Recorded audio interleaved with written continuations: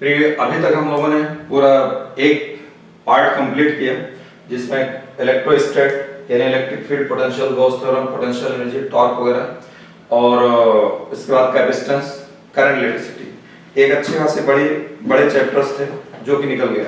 अब हम लोग का एक बहुत इंपॉर्टेंट और ऐसा चैप्टर जो है जो काफी, इन जो भी चैप्टर्स पढ़े इनसे ज्यादा स्कोरिंग है। जितना अब आपको आगे बढ़ते चले जाएंगे उसमें वक्त भी कम लगेगा और स्कोरिंग भी ज्यादा होगा नीट के पॉइंट ऑफ व्यू से।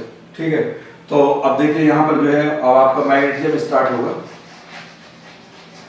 मैग्नेटिज्म में देखिए, मैग्नेटिज्म में जो है जो स्टार्ट होगा इसमें दो पार्ट है, करंट का पार्ट है और एक चार्ज का पार्ट है। मूविंग चार्ज के थ्रू मैग्नेटिज्म है और एक करंट के थ्रू, करंट जो है किसी कंडक्टर में फ्लो होगा उसके थ्रू मैग्नेटिज्म आएगा। उसके बाद जो है फिर ईएमआई है, इलेक्ट्रोमैग्नेटिक इंडक्शन, फिर प्रॉपर्टीज ऑफ मैग्नेटिज्म है जो कि थ्योरेटिकल पार्ट है। आपके 4 चैप्टर्स हैं, उसका आगे कंप्लीट हो जाएगा। इसमें पहला चैप्टर जो magnetic effect due to current है ये काफी थोड़ा सा बड़ा पड़ेगा और इंटरेस्टिंग टॉपिक है। उसके बाद ईएमआई काफी कॉन्सेप्चुअल और जो है वो भी बहुत बड़ा टॉपिक है और बहुत अच्छा टॉपिक है। और मतलब ये तीनों चैप्टर जो है नीट के पॉइंट है उससे बहुत इंपॉर्टेंट है, इसमें से प्रॉब्लम्स आपको मिलेगी।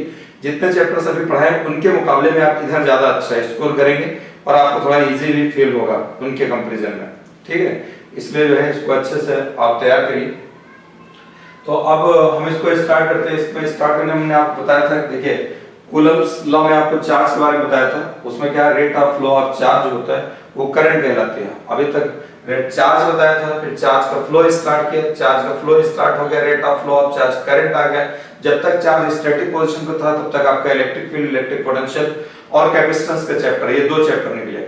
जैसे rate of flow of charge आ गया तो वैसे ही आपका जो है ये करंट, इलेक्ट्रिसिटी आ गया, क्योंकि rate of flow of charge is known as current. फिर हमारा कौन सा पार्ट आ गया, करंट आ गया। अब अगर कहीं करंट पास हो रही हो, कहीं पर किसी भी कंडक्टर में अगर करंट पास हो रही हो तो ओरेस्टेड का ये कहना है कि वहां पर मैग्नेटिक फील्ड डेवलप हो जाती है। ओरेस्टेड का क्या कहना है, अभी तक करंट, इलेक्ट्रिसिटी हम लोगों ने कंडक्टर में फ्लो कराया, करंट, तो करंट का इफेक्ट देखिए, थर्मल इफेक्ट, केमिकल इफेक्ट उसका, ठीक है, और हीटिंग इफेक्ट, जितने भी इफेक्ट हैं सारे इफेक्ट देखिए। और उसका करंट, वोल्टेज, करंट वगैरह वगैरह उस पे एक्सपेरिमेंट जो भी है, पोटेंशियोमीटर, मीटर ब्रिज वगैरह किया हम लोगों ने। अब उसके बाद ओरेस्टेड का ये कहना है जब भी किसी कंडक्टर में करंट पास होगी तो वहां मैग्नेटिक फील्ड स्टार्ट हो जाता है, मैग्नेटिक फील्ड डेवलप हो जाता है। तो अब मैग्नेटिक फील्ड का आ गया। तो बेसिकली मैग्नेट क्या होता है, नेचर में एक स्टोन पाया जाता है ब्लैक कलर का, जिसको हम लोग हेमाटाइट बोलते हैं, जिसकी वजह से जो है क्या कहते हैं वहां पर उस मैग्नेट, उस स्टोन के अंदर की ये प्रॉपर्टी होती है कि अदर मटेरियल्स को अपने तरफ अट्रैक्ट करता है। ठीक है, उसी को मैग्नेट बोलते हैं। ये नेचुरल मैग्नेट जो कहलाता है, जिसको हेमाटाइट बोलते हैं, फिर 2 3 ये जो भी कहलाता है, केमिकल नेम उसका जो भी होता होगा इसी टाइप से होता है। तो इसके बाद जो है अब जो ये आर्टिफिशियल मैग्नेट बनता है, आर्टिफिशियल जो है जो करंट पास करके बनाया जाता है जिससे मैग्नेट हम फॉर्म करते हैं, वो सारी भी हम लोग प्रॉपर्टीज ऑफ मैग्नेटिज्म में पढ़ेंगे। लेकिन ओरेस्टेड का एक्सपेरिमेंट है, जब भी किसी कंडक्टर में करंट पास कर दिया जाएगा तो उसके अराउंड मैग्नेटिक फील्ड डेवलप हो जाएगा। तो अब हम लोग अगले चैप्टर जो पढ़ेंगे magnetic effect due to current पढ़ेंगे। Magnetic effect due to current, current की वजह से मैग्नेट के ऊपर क्या इफेक्ट आएगा। ठीक है, किसी कंडक्टर में अगर करंट पास करेंगे तो magnetic effect due to current क्या आएगा। तो देखिए, जब भी जैसे हमने आपको इलेक्ट्रिक फील्ड में पढ़ा इलेक्ट्रिक लाइंस ऑफ फोर्सेज होती हैं, वैसे हम मैग्नेटिक फील्ड में मैग्नेटिक लाइंस ऑफ फोर्सेज होती हैं। Electric lines of forces hypothetical होती हैं, दिखती नहीं है, इमेजिनरी होती हैं। इसी तरीके से मैग्नेटिक लाइंस ऑफ फोर्सेज भी दिखती नहीं है, ये इमेजिनरी होती हैं। तो इसमें जैसे हमको कहीं भी मैग्नेटिक लाइंस ऑफ फोर्सेज अगर हमको डिनोट करना होगा, मैग्नेटिक लाइंस ऑफ फोर्सेज अगर हम कहीं पर डिनोट करेंगे तो डिनोट करने के लिए जो है यहाँ पर ये इस तरीके से, जैसे इलेक्ट्रिक लाइंस ऑफ फोर्सेज आपको डिनोट करके बताया था, वैसे magnetic lines of forces denote की जाएगी। वहां पर हम E लिख देते थे, यहाँ पर हमको B लिखना पड़ेगा। ये हो जाएगा magnetic lines of forces, magnetic line, uniform magnetic lines of forces, uniform ये हो जाएगा uniform magnetic lines of forces, ये इतना आ जाएगा। इसके बाद जो है नेक्स्ट जो आ जाएगा यहाँ पर जो है, अगर ये इस तरीके से ये एक सिंबल ये होता है, इसका क्रॉस से डिनोट करेंगे। ये हमको हर जगह ये दो सिंबल मिलेंगे, क्रॉस और डॉट वाले मिलेंगे। ये मैग्नेटिक फील्ड परपेंडिकुलर डाउनवर्ड होगा। मैग्नेटिक फील्ड ये कहलाएगा मैग्नेटिक फील्ड, ये हो जाएगा परपेंडिकुलर है, परपेंडिकुलर डाउनवर्ड, ठीक है, डाउनवर्ड होगा। और इसको बोलते हैं इनवर्ड कहलाएगा, inward to the plane, to the paper जो भी होगा ये इनवर्ड टू द प्लेन आ जाएगा। ठीक, फिर उसके बाद अगर हम मान लीजिए यहाँ पर ये ऐसे डॉट से डिनोट करते हैं, ये भी मैग्नेटिक फील्ड है हमारा, डॉट को डिनोट करेंगे, ये मैग्नेटिक फील्ड ये हो जाएगा परपेंडिकुलर अपवर्ड हो जाएगा। मैग्नेटिक फील्ड जिस भी प्लेन में होगा मैग्नेटिक फील्ड इसको बोलते हैं, मैग्नेटिक फील्ड परपेंडिकुलर ये हो जाएगा अपवर्ड ये आ जाएगा, इसको बोलेंगे मैग्नेटिक फील्ड परपेंडिकुलर अपवर्ड हो जाएगा, मैग्नेटिक फील्ड परपेंडिकुलर अपवर्ड। और आउटवर्ड प्लेन, ये इनवर्ड टू द प्लेन था, ये कहलाएगा और outward to the plane, outward to the plane, outward to the plane.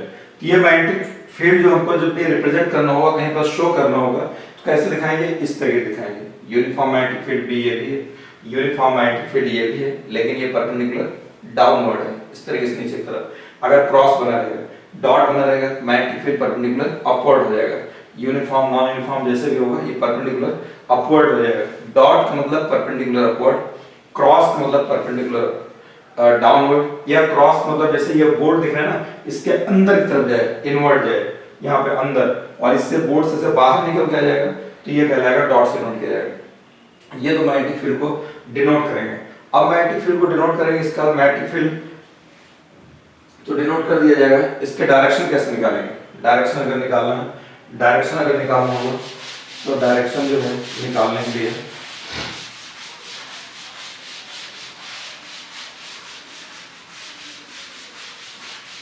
Direction of magnetic field, देखिए हम डायरेक्शन निकालने के लिए पूरे मैग्नेटिक फील्ड में बहुत सारे लॉ हैं। मैग्नेटिक फील्ड इंटेंसिटी की भी डायरेक्शन निकालने के लिए इसमें भी बहुत सारे लॉ हैं। स्क्रू रूल है, थंब रूल है, फ्लेमिंग राइट हैंड रूल है, पाम रूल है, ठीक है, और जो है ऐसे बहुत सारे स्विमर रूल है।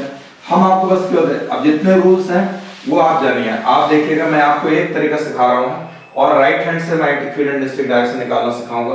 खाली मैग्नेटिक फील्ड इंटेंसिटी नहीं, मैग्नेटिक फील्ड इंटेंसिटी होगा, मैग्नेटिक फोर्स होगा, मैग्नेटिक डाइपोल मोमेंट होगा, मैग्नेटिक इंड्यूस्ड करंट होगा, जितने भी होंगे हम आपको केवल एक हाथ से सिखाएंगे।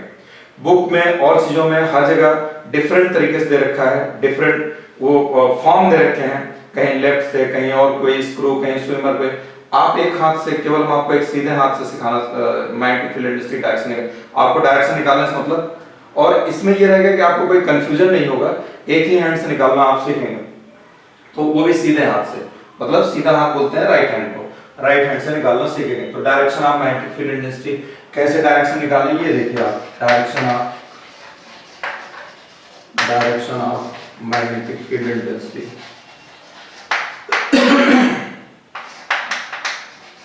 Magnetic field intensity, direction of magnetic field intensity.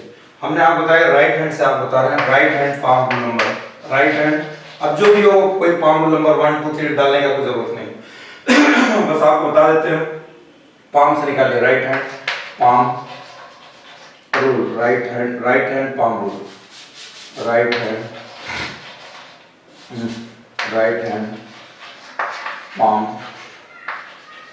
Rule.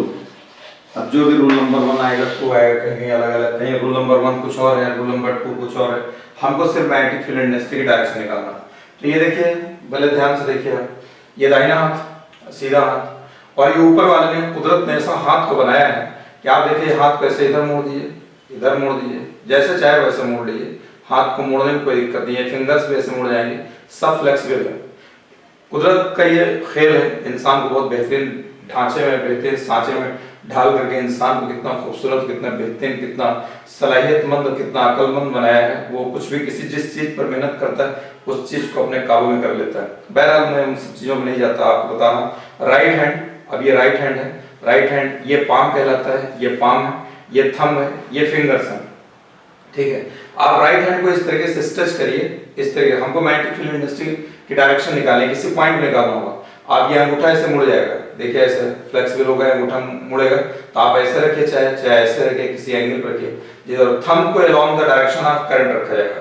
Thumb को या वैसे वायर इधर जा रहा है, करंट इधर जा रहा है, ऐसे रखिए, वायर ऐसे जा रहा हो तो अंगूठे कैसे मोड़ दिए, ठीक है।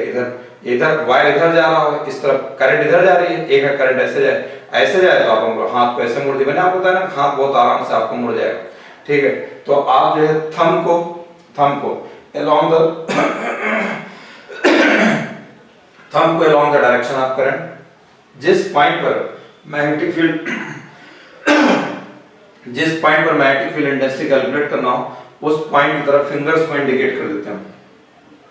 जिस पॉइंट पर मैग्नेटिक फील्ड इंटेंसिटी निकालो, जैसे यहाँ निकालना है, ये फिंगर्स को इधर इंडिकेट कर दो, ऊपर निकालना है, यहाँ फिंगर यहाँ, ये पॉइंट है, फिंगर को ऐसे इंडिकेट कर दो, यहाँ से इधर, ठीक।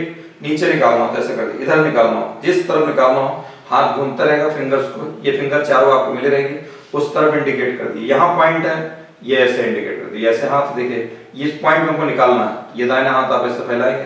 अब वायर किधर जा रहा है, अब कब वायर ऐसे ऊपर हो सकता है, फिंगर्स पे, ये फिंगर इसी तरफ रहेंगे, इस पॉइंट में निकालना है, ये फिंगर इसी तरफ रहेंगे, चाहे आप हाथ को आप घुमाते रहिए, हाथ घुमाएंगे, क्यों घुमाएंगे, जिधर वायर होगा, जिस तरफ करंट जा रही है उस तरफ थंब को आपको सेट करना होगा, ये आपका हाथ ऐसे घूमता रहेगा, ठीक है।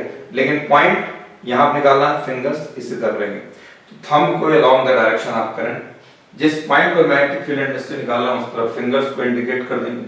तो अब ये पाम ये जिधर घूम जाएगा, ऐसे घूम गया, ये सिचुएशन आएगी कि पाम का परपेंडिकुलर ये है, मैग्नेटिक फील्ड इंटेंसिटी डायरेक्शन इधर हो जाएगी। हाथ ऐसे घूम गया, पाम का परपेंडिकुलर इधर आ रहा है, अब मैग्नेटिक फील्ड इंटेंसिटी डायरेक्शन इधर हो जाएगी। हाथ इधर घूम गया, आपका पाम ये पाम है ना, ये इसका ये फेस इधर नीचे की तरफ परपेंडिकुलर डायरेक्शन, ये इसका नीचे की तरफ जा रहा है, ये इतना, यानी magnetic field intensity perpendicular direction इधर हो जाएगी। आपका ऐसे आ गया पाम इस तरीके से, यानी मैग्नेटिक फील्ड इंटेंसिटी डायरेक्शन ये आपकी तरफ हो जाएगी, इधर की साइड हो जाएगी। तो ये जब भी थंब को सेट करेंगे along the direction of current, magnetic fingers को सेट करेंगे अलोंग द फिंगर्स को, ये फिंगर्स को जिस पॉइंट पर मैग्नेटिक फील्ड इंटेंसिटी निकालना उस तरफ फिंगर्स को इंडिकेट करेंगे, तो पाम जिधर घूम जाएगा, पाम के परपेंडिकुलर की डायरेक्शन जो होगी वो क्या कहलाएगी, पाम के परपेंडिकुलर की डायरेक्शन जो हो जाएगी वो कहलाएगा मैग्नेटिक फील्ड इंटेंसिटी की डायरेक्शन हो जाएगी, ठीक है। तो ये मैंने आपको समझा दिया, नहीं समझ में आया फिर देखिए कुछ एग्जांपल देके समझाता हूँ। मान लेते हैं हम ये राइट हैंड बना देते हैं, ये इतना, ये देखिए राइट हैंड, ठीक है। राइट हैंड में ये थंब हो गया, ये मैंने राइट हैंड लिख दिया, हो सकता है आपको लेफ्ट दिख रहा हो, और इधर जो है ये फिंगर्स ये ऐसे बना देते हैं यहाँ से, ठीक। ये फिंगर जो है ये ऐसे बना दिए, ये फिंगर बना दिए, ये थंब है, ठीक है, थंब ये, तो इसको किधर रखा जाएगा, along the direction of current, along the direction of current. बहुत अच्छे तरीके से पहले आप इसको क्लियर कर लीजिए डायरेक्शन को, क्योंकि आगे हर जगह जरूरत पड़ेगी। ये फिंगर्स को उधर इंडिकेट करेंगे, ये फिंगर्स को उस तरफ इंडिकेट करेंगे, ये पॉइंट, ये फिंगर्स उधर इंडिकेट होंगे, ये जिधर पॉइंट फिंगर्स जो इंडिकेट किया जाएगा उस पॉइंट की तरफ होगा पॉइंट। तो magnetic field to be calculate, magnetic field to be calculate, जिस पॉइंट पर मैग्नेटिक फील्ड इंटेंसिटी कैलकुलेट करना होगा उधर फिंगर्स को इंडिकेट कर देंगे। तो ये पाम है, ये पाम के परपेंडिकुलर की डायरेक्शन जो हो जाएगी ये क्या हो जाएगी, मैग्नेटिक फील्ड इंटेंसिटी डायरेक्शन हो जाएगी, मैग्नेटिक फील्ड ये डायरेक्शन हो जाएगी, मैग्नेटिक फील्ड की डायरेक्शन हो जाएगी, मैग्नेटिक फील्ड की डायरेक्शन हो जाएगी। फिर से आप समझ लीजिए, बाकी आपको इसको एग्जांपल से समझाते हैं, ये अभी हर जगह जरूरत पड़ेगी जब भी हमको मैग्नेटिक फील्ड इंटेंसिटी डायरेक्शन निकालनी है। मैग्नेटिक फील्ड इंटेंसिटी डायरेक्शन निकालने के लिए राइट हैंड की हेल्प लेंगे, और मैं पूरे मैग्नेटिज्म में हर जगह राइट हैंड ही यूज कराऊंगा, आपको लेफ्ट हैंड के नहीं यूज कराऊंगा ताकि कोई कंफ्यूजन ना हो। आप यूज करेंगे, आप जानिएगा। तो राइट हैंड को ऐसे स्ट्रेच करो, थंब को इधर रखेंगे along the direction of current, ठीक। या अगर मान लो इधर इलेक्ट्रॉन जा रहे होंगे, अगर मान लो इस तरफ इलेक्ट्रॉन जा रहे होंगे, करंट नहीं जा रही, इलेक्ट्रॉन जा रहे हैं इधर, तो आप इलेक्ट्रॉन के अपोजिट डायरेक्शन में, क्यों करंट जो फ्लो होती है जिधर इलेक्ट्रॉन फ्लो होता है उसके जस्ट अपोजिट डायरेक्शन में, आपको मैंने हीटिंग इफेक्ट में करंट पढ़ाते हुए बता चुका हूं। वहां पर करंट किधर, अगर जिधर इलेक्ट्रॉन जा रहे हैं करंट नहीं जा रही है, कह रहा है इलेक्ट्रॉन की बीम जा रही है, इलेक्ट्रॉन की बीम अगर जाएगी इलेक्ट्रॉन की बीम जिधर जा रही होगी, इलेक्ट्रॉन की बीम अगर जिधर जा रही है तो वो क्या हो जाएगा, वो उधर करंट होता है, जिधर इलेक्ट्रॉन मूव करते हैं उसके अपोजिट डायरेक्शन में करंट फ्लो होती है।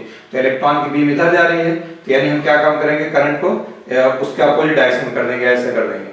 जिस पॉइंट पर मैग्नेटिक फील्ड इंटेंसिटी निकालना होगा, जिस पॉइंट पर मैग्नेटिक फील्ड इंटेंसिटी निकालना होता है उस पॉइंट की तरफ फिंगर्स को इंडिकेट कर देते हैं। हमें मान लीजिए यहाँ निकालना है, फिंगर्स को इधर इंडिकेट कर देंगे। करंट इधर जा रहा है कंडक्टर में, थंब को इधर कर देंगे।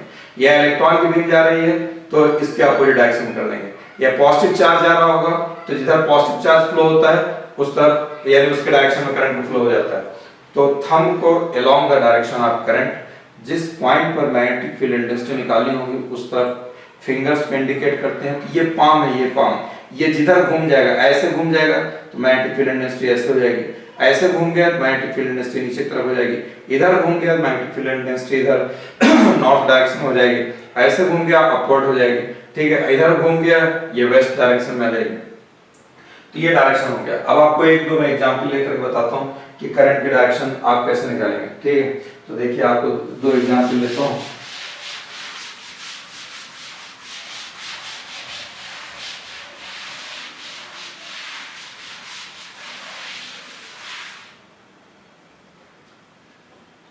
अब इसमें जैसे देखिए यहाँ पर इस जगह पर ये करंट इधर पास कर दिया हमने, एक वायर है, एक वायर ये है, एक वायर ये है। इसमें करंट हमने नीचे ले लिया, पॉइंट इधर रख देते हैं। ये पॉइंट है, ये पॉइंट है, ये P है, ये Q है। इसी तरीके से इस वायर में करंट इधर जा रही है I, यहाँ पर पॉइंट P है, यहाँ पर पॉइंट Q है। हमें इस पॉइंट पर मैग्नेटिक फील्ड इंटेंसिटी बतानी है। ये थंब, ये इधर करंट जा रही है वायर में, इधर थंब रखा जाएगा। ये पॉइंट P है, इस पॉइंट पर हमको मैग्नेटिक फील्ड इंटेंसिटी निकालना है इस वायर की से। मैंने आपको क्या बताया, राइट हैंड थंब को along the direction of current, ये हो गया। जिस पॉइंट पे निकालना उधर फिंगर्स को इंडिकेट, ये फिंगर्स भी हो गए, थंब इधर इसके अलोंग सेट हो गया। जिस पॉइंट पे निकालना है फिंगर्स भी सेट हो गए। पाम किधर जा रहा है, अंदर की तरफ, किधर जा रहा है, अंदर की तरफ। ये मैग्नेटिक फील्ड किधर आ जाएगा, ये अंदर की तरफ। अंदर की तरफ को किससे डिनोट करते हैं, क्रॉस से, अभी बताया ना डायरेक्शन। यहाँ पे निकालना है, यहाँ देखिए। अब हमें फिंगर्स को इधर इंडिकेट करना है, थंब इधर होना चाहिए। ये हाथ मैंने आपको पहले बताया हाथ ऐसे घूम जाएगा। ये पॉइंट इधर फिंगर्स को कर दिए, थंब इधर जा रहा है, ये इस पॉइंट पर इधर आ गया, फिंगर्स इधर आ रही है और थंब इधर जा रहा है ऊपर तरफ, जिधर करंट जा रही है। देखिए करंट इधर जा रही है, थंब को उसके अलोंग कर दिया। पॉइंट के जिस पॉइंट पर ये पॉइंट मान लेते हैं यहाँ पर है, यहाँ पर हो गया। पाम किधर जा रहा है, पाम की डायरेक्शन बाहर पर, पाम के परपेंडिकुलर। यहाँ किधर आ जाएगा, ये इसको magnetic field intensity co dot से डिनोट किया जाएगा।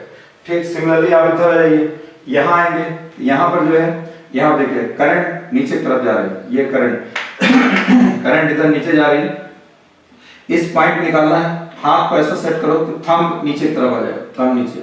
ये पॉइंट इधर है, फिंगर्स इधर। तो देखिए पाम किधर आ गया, बाहर की तरफ, पाम के परपेंडिकुलर जाएगी डायरेक्शन। तो इस पॉइंट पे P पॉइंट पे डायरेक्शन क्या हो जाएगा, ये ऐसे आ जाएगा।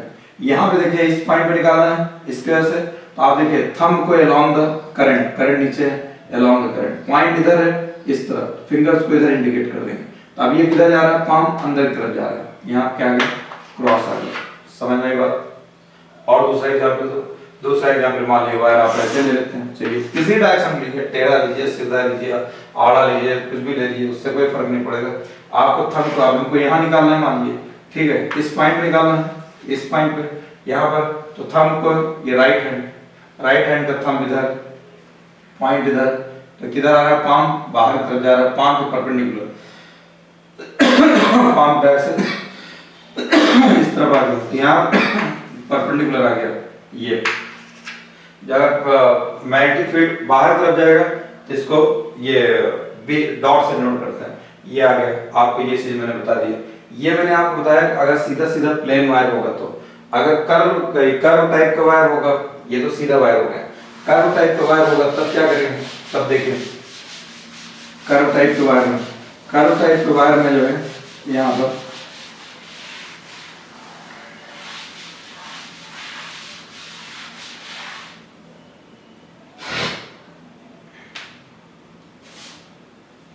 कर्व टाइप के वायर में यहाँ पर जैसे आप देखिए, अब आपको अगर कर्व टाइप का होगा, कोई भी सर्कुलर आर्क टाइप का होगा, ठीक, ये ऐसे हो गया मान लीजिए, इसके अंदर आपको अंदर कहीं भी निकालना हो, सेंटर पे निकालना हो, कहीं सेंटर पे या सेंटर के दाएं बाएं ऊपर नीचे कहीं भी, तो ये फिर हमने आपको बताया कि आपको कोई भी डायरेक्शन मैग्नेटिक फील्ड की शुरुआत से लेकर के, अभी आज चैप्टर इनिशिएट हुआ है, यहाँ से लेकर के जहां तक चैप्टर चलेगा एंड होगा, इसमें चाहे मूविंग चार्ज है, चाहे ये ड्यू टू करंट चले, चाहे ईएमआई है, हर जगह किसी भी चीज की डायरेक्शन निकालनी होगी, वो हमने आपको किससे बताया, किससे निकालेंगे, राइट हैंड से। किससे निकालेंगे, और ईएमआई सिखा रहा हूं आपको राइट से। बुक्स में और जगहों पे और भी चीजें लेफ्ट भी दे रखा है, और भी तरीके दे रखे हैं, वो आप सीखिएगा, आप जानिएगा। मैं जो आपको बता रहा हूँ एक ही, ताकि आपको कोई कंफ्यूजन ना हो। तो देखिए, अब अगर कर्व टाइप का आ जाएगा, किससे निकालेंगे डायरेक्शन, राइट हैंड से। राइट हैंड में ये कर्व टाइप का है, तो देखिए मैंने आपको बताया कुदरत ने हाथ ऐसे बनाया, हाथ को मोड़ो ऐसे, फिंगर्स को मोड़ दो ऐसे, कितने फ्लेक्सिबल है, कितने आसानी से मोड़ रहे हैं, ठीक है। तो अब आपको जो है ये इसमें वायर होगा, वायर यहाँ कर्व टाइप का होगा, जिस साइड करंट फ्लो हो रही हो उस साइड फिंगर्स को ऐसे कर्व कर दो। ये क्या दिख रहा है, अंगूठा दिख रहा है ना, ये जो अंगूठा दिख रहा है ये मैग्नेटिक फील्ड इंडस्ट्री की डायरेक्शन हो जाएगी। ये क्या हो जाएगा, मैग्नेटिक फील्ड इंडस्ट्री की डायरेक्शन हो जाएगी। जिस साइड करंट जा रही हो उस तरफ ऐसे फिंगर, क्यों करंट ऐसे गोल गोल चलेगी, कर्व टाइप का है ना तो इसमें करंट फिंगर्स को उसके अलोंग मोड़ दो, उसके अलोंग कर्ल कर दो। अगर उसके अलोंग कर्ल करोगे अंगूठा अपने आप ऐसे निकल जाएगा, ठीक है। जिधर अंगूठा निकल जाएगा वही मैग्नेटिक फील्ड इंडस्ट्री की डायरेक्शन हो जाएगी। देखिए ये करंट ऐसे जा रही है, मैंने आपको बताया हाथ आपका ऐसे मुड़ जाएगा आराम से, फिंगर्स को राइट हैंड, फिंगर्स को हमने यू कर्ल कर दिया था, अंगूठा किधर जा रहा है, इनसाइड। अगर सेंटर पे हमें मैग्नेटिक फील्ड इंडस्ट्री निकालना होगा, इनसाइड मतलब क्रॉस, ठीक। ये मान लीजिए कर्व ऐसे, ये ऐसे, इसमें करंट इधर की तरफ जा रही है, ऐसे इस तरफ करंट जा रही है, हमको मैग्नेटिक फील्ड इंडस्ट्री डायरेक्शन यहाँ निकालनी। फिंगर्स को ऐसे कर्ल करो, फिंगर्स को ऐसे कर्ल कर दिए, देखिए राइट हैंड की जिधर करंट जा रही है हमने ऐसे फिंगर्स को कर्ल कर दिए इसी के लॉन्ग। तो ये डायरेक्शन किधर हो जा रहा है, ये अंगूठा किधर जा रहा है, परपेंडिकुलर अपवर्ड, किधर जा रहा है, अपवर्ड जा रहा है, बाहर की तरफ जा रहा है। बाहर की तरफ कहीं भी अगर हमको ये सेंटर पे निकालना है मैग्नेटिक फील्ड इंडस्ट्री, तो बाहर की तरफ ये हो जाएगा, बी इधर आ जाएगा। बाहर के लिए डॉट का यूज करते हैं, यानी परपेंडिकुलर अपवर्ड को जो है ये आउटसाइड के लिए परपेंडिकुलर अपवर्ड बी, और इसके क्रॉस के लिए जो है ये इनवर्ड के लिए क्रॉस यूज किया जाता है। ये मैंने आपको दो ही टाइप का मिलेगा, या वायर आपको स्ट्रेट मिलेगा जिसके अंदर करंट पास हो रही होगी, या स्ट्रेट वायर मिलेगा, या वायर के अंदर जो है जो करंट पास हो रही होगी कर्व टाइप का मिलेगा। अभी बात अलग है कि इसमें अभी सब चक्करों में मत पड़िएगा कि क्लॉकवाइज जा रहा है तो हम ऐसे याद कर लें क्रॉस होगा, एंटी क्लॉकवाइज जा रहा हो तो ऊपर की तरफ होगा। कुछ लोग रटते हैं, आपकी मर्जी रटना हो रटिए, हम तो आपको सीधा कह रहे हैं, बस जहां आए हाथ घुमाओ, देखो अंदर, हाथ घुमाया आपने अंगूठा बाहर, बट डॉट लगा दो, ठीक। कोई क्लॉकवाइज एंटी क्लॉकवाइज चक्कर में कुछ बच्चे रटते हैं, आपको रटना हो आप भी रटिए, ठीक। ये मैंने आपको क्या बता दिया, डायरेक्शन बता दिया। डायरेक्शन बताने के बाद जो है इसमें अब आपको मैग्नेटिक फील्ड इंडस्ट्री की डायरेक्शन बता दिया। मैग्नेटिक फील्ड इंडस्ट्री की चीज क्या है, यूनिट बताना रहेगा, यूनिट ये इसका मैग्नीट्यूड कैसे निकालेंगे। अब मैग्नीट्यूड निकालने के लिए इसमें एक लॉ है, बायो-सेवर्ट लॉ, बायो-सेवर्ट लॉ। तो इसके थ्रू जो है पूरे इसमें बायो-सेवर्ट लॉ, ठीक है। बायोट को थोड़ा यहाँ पे साइलेंट रखते हैं, नाम तो लिखा है बायोट के नाम को बायोट नहीं बोलते, बायो-सेवर्ट लॉ। इसके थ्रू क्या है मैग्नेटिक फील्ड इंडस्ट्री निकालते हैं, किसी पॉइंट पे मैग्नेटिक फील्ड इंडस्ट्री कितनी होगी। तो मैग्नेटिक फील्ड इंडस्ट्री एक वेक्टर पॉइंट है, इसलिए डायरेक्शन निकाल रहे थे, इसलिए भी हमने आपको डायरेक्शन निकालना सिखाया मैग्नेटिक फील्ड इंडस्ट्री। अब मान लीजिए कोई मैग्नेटिक फील्ड इंडस्ट्री आएगी कहाँ, मैंने आपको बताया करंट इलेक्ट्रिसिटी कंप्लीट हो गया, करंट का फ्लो हो गया, जहां पे करंट का फ्लो होगा और स्टैंडर्ड एक्सपेरिमेंट करके होता है वहां मैग्नेटिक फील्ड डेवलप हो जाएगी, यानी करंट का फ्लो होना चाहिए। तो आपको और हमने चैप्टर भी डाल रखा है नाम अभी पहला कि magnetic effect due to current. तो एक वायर हमने ले लिया ऐसे और इसमें करंट का फ्लो कर दिया, ये करंट जा रहा है, बगैर करंट कुछ होगा नहीं। मान लेते हैं कोई छोटा सा वायर ले लिया, ये डीएल ले लिया, यहाँ पे ये डीएल वायर है, वायर की लेंथ लेनी पड़ेगी, अभी हमने इतना ले लिया, ठीक। इसके अंदर करंट आई फ्लो हो रही है, इसके अंदर करंट जो है आई फ्लो हो रही है, ये इतना।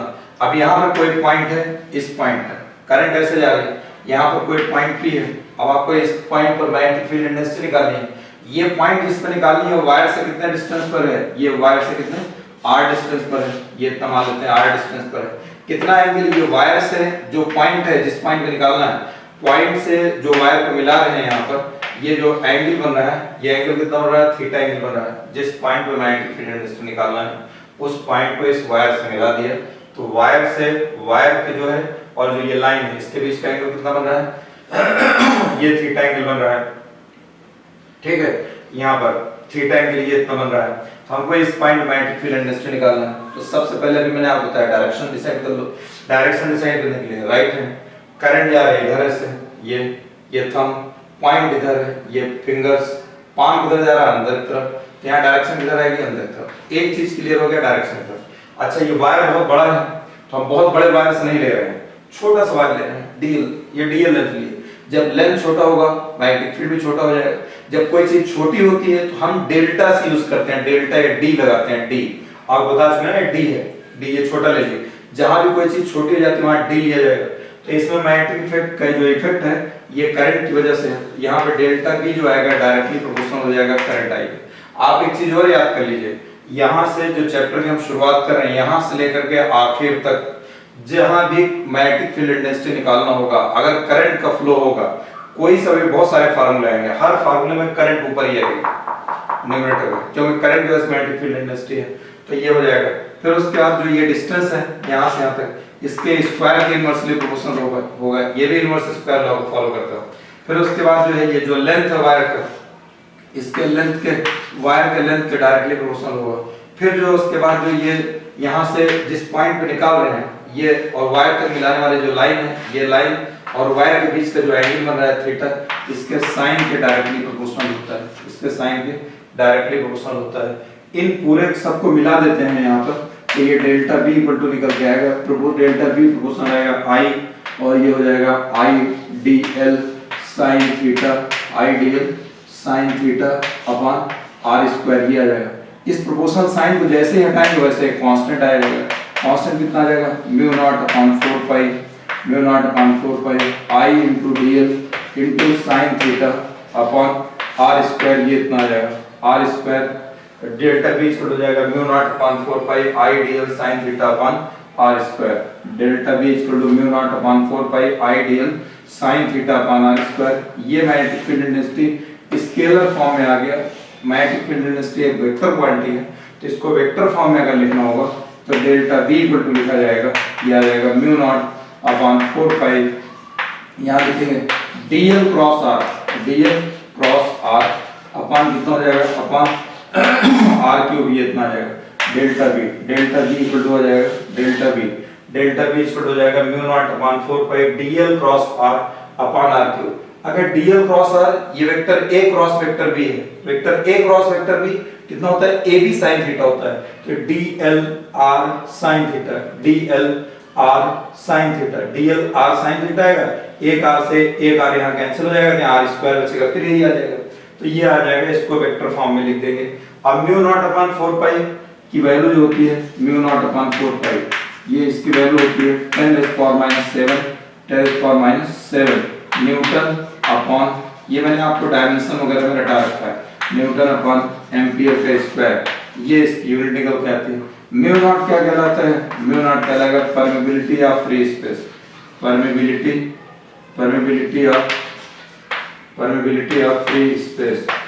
ऑफ फ्री स्पेस, ये कहलाएगा परमेबिलिटी ऑफ फ्री स्पेस, ये म्यू नॉट कहलाएगा, ठीक है। तो म्यू नॉट की वैल्यू, म्यू नॉट की खाली वैल्यू निकालना हो 4 पाई × 10⁻⁷ हो जाएगा।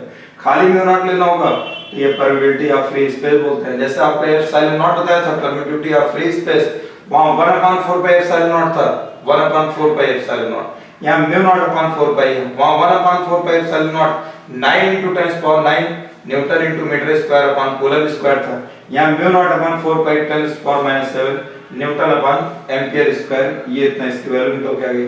ये मैग्नेटिक फील्ड आप बता दें। अब मैग्नेटिक फील्ड की मैंने आपको ये बताया कि म्यू नॉट इतना होता है, इसकी यूनिट क्या क्या होती है, तो आपको बेसिकली ये फार्मूला याद रखना है। ये तो मैंने बता दिया। डीएल डेल्टा इसलिए लगा हुआ है कि स्मॉल पार्ट को एस निकालेंगे, अगर हमको लार्ज हो जाएगा तो इसको बी लिख देंगे, वरना mu naught upon 4 pi I DL sine theta upon R square. रट लो इसको, ठीक है। इनवर्स स्क्वायर लॉ को फॉलो करते हैं, फॉलो, ये हो जाएगा इनवर्स स्क्वायर लॉ, क्योंकि इनवर्सली प्रोपोर्शनल है ना, स्क्वायर के inversely proportional. Follow inverse square law को ये फॉलो कर जाता है, नंबर 1 बात। अब इसकी यूनिट देखें मैग्नेटिक फील्ड, दूसरा एक तो ये स्केलर फॉर्म है, वेक्टर फॉर्म में केवल आपसे ऑब्जेक्टिव में पूछेगा एग्जाम में, जहां कहीं लोग सॉल्व करेंगे, प्रॉब्लम निकालेंगे, कुछ भी निकालेंगे, आपको फार्मूला यूज करना पड़ेगा mu naught upon 4 pi I DL sin theta upon r square. लेकिन अगर कहीं हमको वेक्टर फॉर्म में लिखना होगा तो delta b equal to mu naught upon 4 pi DL cross r upon r cube, ये इतना आ जाएगा। ठीक, अब इसके बाद जो है हमको अब यहाँ पर अब हमको अगर इसकी यूनिट लिखनी होगी तो यूनिट जो होती है इसकी यूनिट, इसकी एक यूनिट तो ओरेस्टेड ने एक्सपेरिमेंट किया था इसका, उन्होंने ये किया, ओरेस्टेड आ जाएगी। दूसरी यूनिट इसकी होती है newton into metre, newton upon ampere into metre, newton upon ampere into metre, ये आती है। क्योंकि ये कौन सी F बराबर IBL से आता है, F बराबर IBL sin theta dimension B बराबर F upon IL, newton upon ampere upon metre, ये इसका देखिए यूनिट आती है टेस्ला। ये सब आपस में बराबर होती है, 1 ओरेस्टेड इक्वल टू इतना 1 हो जाएगा, 1 इतना 1 टेस्ला हो जाएगा, ये टेस्ला के बराबर आ जाएगा। इसकी एक यूनिट होती है गॉस के बराबर होती है, ठीक है। इसकी दूसरी यूनिट होती है वेबर पर मीटर स्क्वायर होती है, वेबर पर मीटर स्क्वायर, ये इसकी यूनिट होती है, ठीक है। तो यहाँ पर 1 एम्पियर पर मीटर, ये इक्वल टू जो होता है यहाँ पर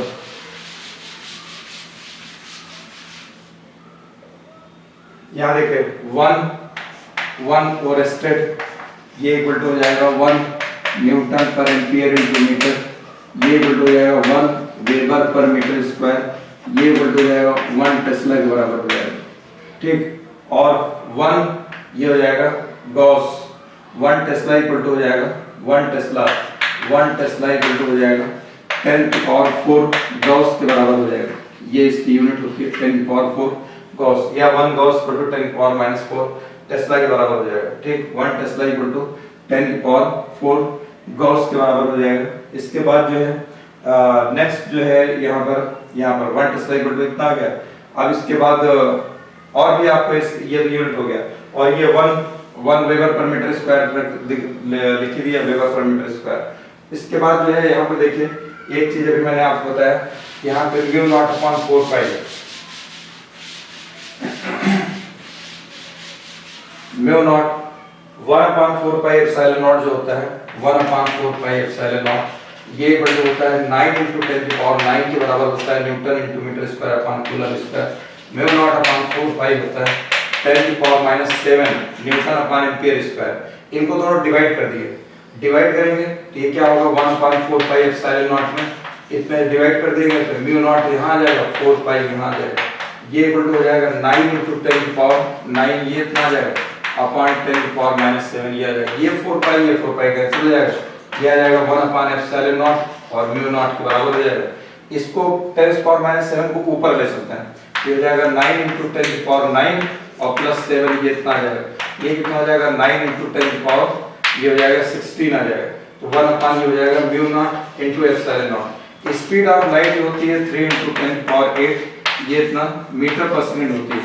देखिए 3 × 10 की पावर 8 का स्क्वायर करें तो 9 हो जाएगा 10 की पावर 16, यानी हम इसको लिख सकते हैं 1/μ0, ये हो जाएगा ε0 इक्वल टू आ जाएगा c स्क्वायर के बराबर हो जाएगा, ठीक है। ये चाहे ऐसे लिख दो, ये एक तरीका, और चाहे इसको ऐसे हो, इसका इन्वर्स कर लो μ0 ε0, ये इक्वल टू आ जाएगा 1/c स्क्वायर। इसके डायमेंशन भी पूछ लेता है, कभी डायमेंशन फार्मूला भी आ जाता है, वहां पूछता है, यहां से रिलेशन निकल के आ जाएगा μ0 ε0 इक्वल टू आ जाएगा 1/c स्क्वायर के बराबर आ गया, ठीक है। ये इतनी चीजें आपको मैंने अभी बता दी, ये आपको मैंने बता दिया μ0 ε0 1/c स्क्वायर। तो मैंने आज आपको अभी बताया जो है, सबसे पहले मैग्नेटिक फील्ड इंटेंसिटी डायरेक्शन निकालना, राइट हैंड से निकालेंगे, थंब को अलोंग द करंट, जिस पॉइंट में निकालना होता है फिंगर्स को इंडिकेट करते हैं, पाम के परपेंडिकुलर की direction magnetic field intensity direction. दूसरा, अगर कर्व टाइप में करंट रहता है, सर्कल में रहेगा, जिस तरफ करंट जा रहा होता है फिंगर्स को, राइट हैंड की फिंगर्स को कर्ल करते हैं, अंगूठे direction magnetic field intensity direction. ऊपर की तरफ मैग्नेटिक फील्ड इंटेंसिटी जाएगी, डॉट से डिनोट करेंगे, नीचे की तरफ जाएगी तो उसको क्रॉस से डिनोट करेंगे, ठीक है। दूसरी चीज, और फिर आपको बायोट-सवर्ट लॉ बताया, बायोट-सवर्ट लॉ में आपको बताया कि इसका मैग्नेटिक फील्ड इंटेंसिटी का मैग्नीट्यूड निकालने के लिए डेल्टा बी इक्वल टू आएगा mu naught upon 4 pi I DL sin theta upon r square. फिर इसके बाद मैंने आपको इसकी यूनिट बताया, यूनिट में मैंने आपको बताया कि इसकी यूनिट वोल्टेज होती है, न्यूटन पर एम्पीयर इनटू मीटर होता है, टेस्ला होती है, गॉस होता है और जो है वेबर पर मीटर स्क्वायर होता है, उसका कन्वर्जन भी आपको बता दिया। आज के लेक्चर में बस इतना ही। अब इसका अगले लेक्चर में आपको मैग्नेटिक फील्ड इंटेंसिटी निकालना सिखाऊंगा कि करंट पास हो गया कैसे निकालेंगे। ठीक, बस।